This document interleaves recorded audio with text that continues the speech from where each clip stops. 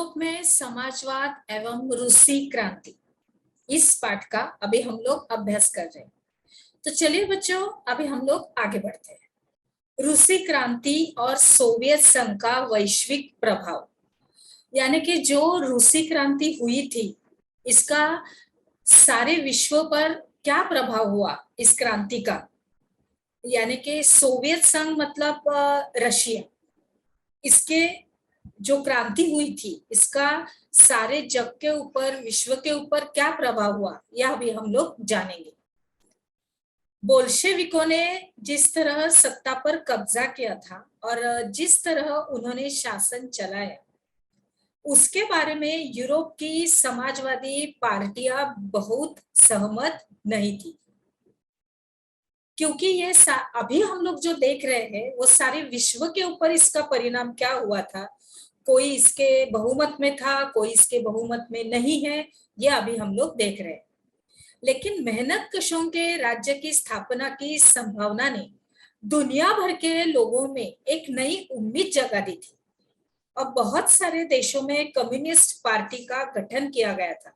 जैसे कि इंग्लैंड में communist party of great Britain की स्थापना की गई थी और बोल्शेविकों ने उपनिवेशों की जनता को भी उनके रास्ते का अनुसरण करने के लिए प्रोत्साहित किया था। इस तरह से अभी सोवियत संघ के अलावा भी बहुत सारे ऐसे देशों के प्रतिनिधियों ने conference of the people of the east यानी कि 1920 में और बोल्शेविकों के द्वारा बनाए गए कॉम्पिंटर यानी बोल्शेविक समर्थक समाजवादी पार्टियों का अंतरराष्ट्रीय महासंघ, इसके अंतर्गत हिस्सा लिया था और कुछ विदेशियों को सोवियत संघ की communist university of the works of the east में शिक्षा दी गई थी। अब क्या हो गया कि जब दूसरा विश्व युद्ध शुरू हुआ था, सेकेंड वर्ल्ड वॉर, उस वक्त सोवियत संघ की वजह से ही समाजवाद को एक वैश्विक पहचान और हैसियत मिल चुकी थी। लेकिन 50 के दशक तक देश के प्रतिनिधियों ने conference of the people of the east और बोल्शेविकों के द्वारा बनाए गए कॉम्पिंटर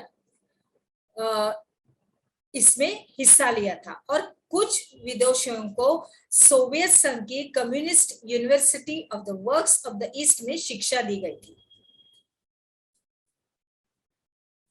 अभी आगे क्या हो गया कि सोवियत संघ की शासन शैली जो भी उनकी रूसी क्रांति के आदेशों के अनुरूप नहीं है। विश्व समाजवादी आंदोलन में भी इस बात को मान लिया गया था और सोवियत संघ में सब कुछ ठीक ठाक नहीं चल रहा था और एक पिछड़ा हुआ देश महाशक्ति बन चुका था। उसके उद्योग और खेती विकसित हो चुके थे और गरीबों को भोजन मिल रहा था, लेकिन वहां के नागरिकों को कई तरह की आवश्यक स्वतंत्रता नहीं दी जा रही थी और विकास परियोजनाओं को दमनकारी नीतियों के बल पर लागू किया गया था। अभी क्या हो गया कि 20वीं सदी के अंत तक जाने तक समाजवादी देश के रूप में अंतरराष्ट्रीय जो स्तर पर सोवियत संघ की प्रतिष्ठा काफी कम रह गई थी और हालांकि क्या हुआ था कि वहां के लोग जो थे वो अभी भी समाजवाद और आदर्शों का सम्मान करते थे, लेकिन सभी देशों में समाजवाद बारे में विविध प्रकार के व्यापक पुनर्विचार किए गए थे।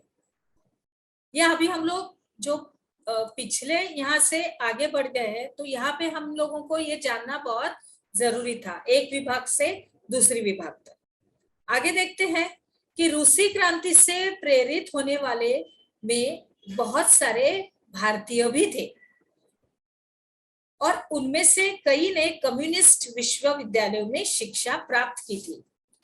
जैसे कि 1920 के दशक में भारत में भी कम्युनिस्ट पार्टी का गठन कर लिया गया था और इस पार्टी के सदस्य सोवियत कम्युनिस्ट पार्टी के संपर्क में रहते थे और कई महत्वपूर्ण भारतीय राजनीतिक एवं सांस्कृतिक व्यक्तियों ने सोवियत प्रयोग में दिलचस्पी ले ली थी और वहां का दौरा किया। अभी रूस जाने वाले भारतीयों में जवाहरलाल नेहरू और रविंद्रनाथ टैगोर भी थे, जिन्होंने सोवियत समाजवाद के बारे में लिखा भी है। अभी भारतीय लेखन में सोवियत रूस की अलग अलग छवियां दिखाई देती थी।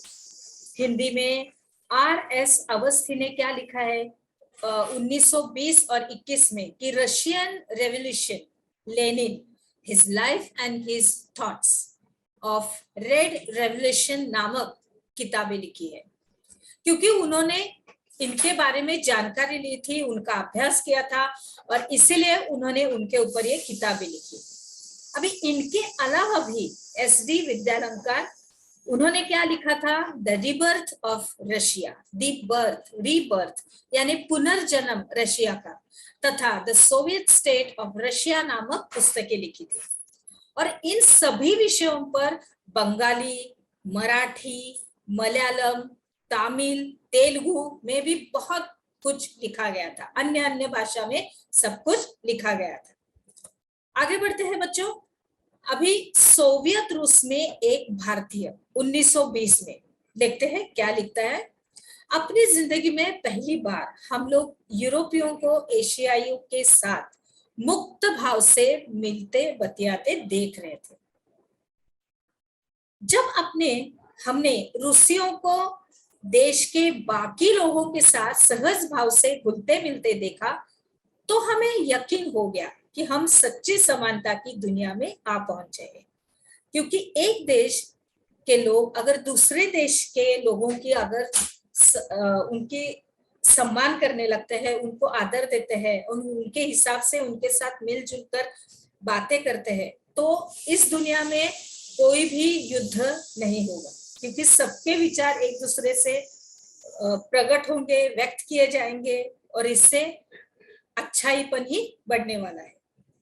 अभी हमें स्वतंत्रता सही मायनों में साकार होती दिखाई दे रही थी। देखिए कितनी अच्छी अच्छी बातें इसमें है। और प्रांतिकारियों और साम्राज्यवादियों की हरकतों से पैदा हुई गरीबी के बावजूद लोग बाग पहले से ही ज्यादा खुश और संतुष्ट दिखाई दे रहे थे।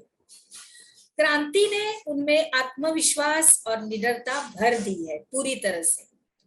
अभी जिस तरह से अगर कोई आदमी मुसीबतों का सामना करते हुए आगे बढ़ता है, तो उसमें क्या आ जाता है, आत्मविश्वास, और उसको किसी भी बात का डर नहीं लगता, यानी निडरता उसमें आ जाती है। और ये सब कुछ करते हुए ये क्रांतिकारी आगे बढ़ रहे थे और 50 अलग अलग राष्ट्रीयताओं के लोगों के बीच मानवता का असली भाईचारा यही साकार होने वाला है। जाति या धर्म कोई सीमा उन्हें एक दूसरे के साथ घुलने मिलने से नहीं रोक रही थी। कोई भी जाति हो, कोई भी धर्म हो, सभी लोग एक साथ इकट्ठा होके मिलजुल कर रहेंगे तो कुछ भी समस्याएं नहीं आ सकती थी। और हर जीव को एक कुशल वक्ता बना दिया गया है। आप वहां मजदूरों, किसानों और सिपाहियों सभी को पेशेवर वक्ता की तरह बहस करते देख सकते हैं। अभी रूस में से हमारे रविंद्रनाथ टैगोर जी क्या लिखते हैं 1930 में, हम लोग देखते हैं। वो लिखते हैं कि मॉस्को बाकी यूरोपीय राजधानियों के मुकाबले कम साफ सुथरा दिखाई देता है। सड़क पर भागम भाग में लगा कोई व्यक्ति बहुत स्मार्ट नहीं लगता। सारी जगह मजदूरों की है। यहाँ आम जनता रईसों के साए में किसी तरह दबती दिखाई नहीं देती। जो लोग सदियों से नेपथ्य में छिपे हुए थे आज सामने आ खड़े हुए हैं। मैं अपने देश के किसानों और मजदूरों के बारे में सोचने लगा। मेरे सामने जो कुछ था उसे देखकर लगता था कि यह अरेबियन नाइट्स के किसी जिन्न की करामत है। यानी कि अरेबियन नाइट्स में जो एक जिन्न रहता है, जो राक्षस के रूप में रहता है, लेकिन वो हमारी इच्छाएं जरूर पूरा करता है, उसे अरेबियन नाइट्स में जिन्न कहते हैं। यहाँ महज एक दशक पहले ये भी हमारे लोगों जितने ही अनपढ़, लाचार और भूखे थे। ये देखकर मेरे जैसे अभागे हिंदुस्तानी से ज्यादा अचंभा और भला किसको होगा कि इन लोगों ने इतने थोड़े से सालों में अज्ञानता और बेसहारेपन के पहाड़ को उतार फेंका है। आगे देखते हैं हमने क्या सीखा। इसके अंतर्गत हम लोग रूसी क्रांति से प्रेरित होने वालों में बहुत सारे भारतीय भी थे, उनके बारे में आपको लिखना है अपनी नोटबुक में। तो चलिए बच्चों, इस तरह से इतने अच्छी तरह से हम लोग अभी ये रूस की क्रांति यानी सोवियत रशिया के बारे में हम लोगों ने पढ़ा। अभी हम लोग हमारे अगले विभाग में प्रवेश करते हैं। चलिए।